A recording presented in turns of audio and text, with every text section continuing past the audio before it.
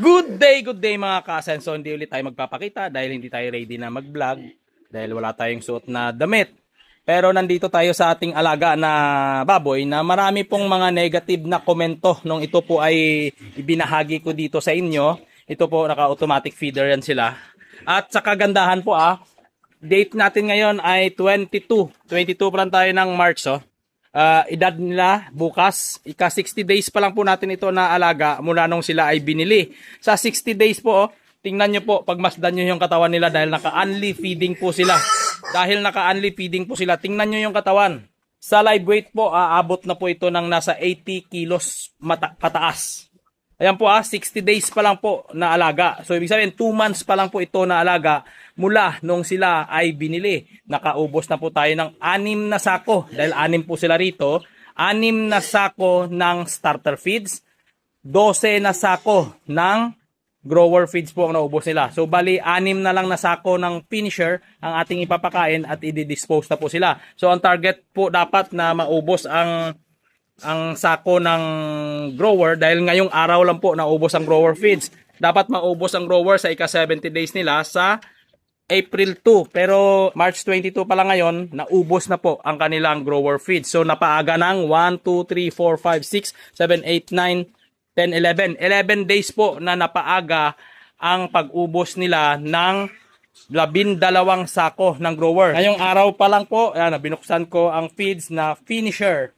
Pag naubos po nila ang 6 na sako ng finisher ay i-dispose na po natin ito. Approximately naabot po ito ng 100 kilo bawat isa sa kanila. 6 po sila, naka-automatic feeder, napaaga po ang pagbenta natin ng ating alaga gamit ang Pigrolac. Siyempre vitamins niyan, Vitamin Pro.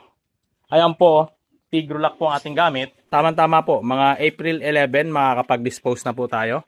April 11. So sa April 11, sa 31, 68 days, 69, 70, 71, 72, 73, 74, 75, 76, 77, 78, 79. 80 days po sila, mai-dispose na po natin. Last na pag-dispose ko, 83 days, 103, ang pinakamabigat sa aking alaga. So ngayon, i-update ko pa rin po kayo. Pasensyahan nyo na ako kung hindi ako madalas makapag-update dahil napaka-busy ko po sa panahon ngayon dahil marami po akong minamanage na negosyo. Hands-on naman po ako rito pero madalang lang talaga ang aking oras na nandito ako.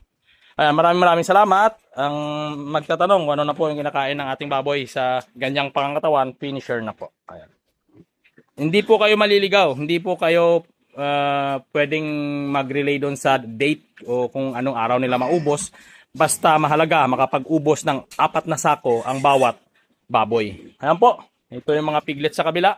Ayan yung kanilang pagkain. Starter feeds pa lang po yan. At yung nando sa taas naman ay grower. Hanggang dito na lang mga ka-asenso, hindi tayo magpapakita sa video dahil wala tayong damit. Ayan po certified Pigrolac tayo. Sa Pigrolac ay walang imposible. Kita mo ay lalaki.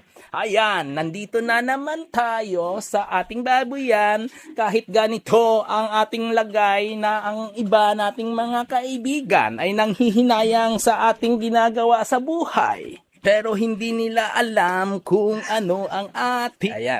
Ayan na po ang ating mga alagang baboy.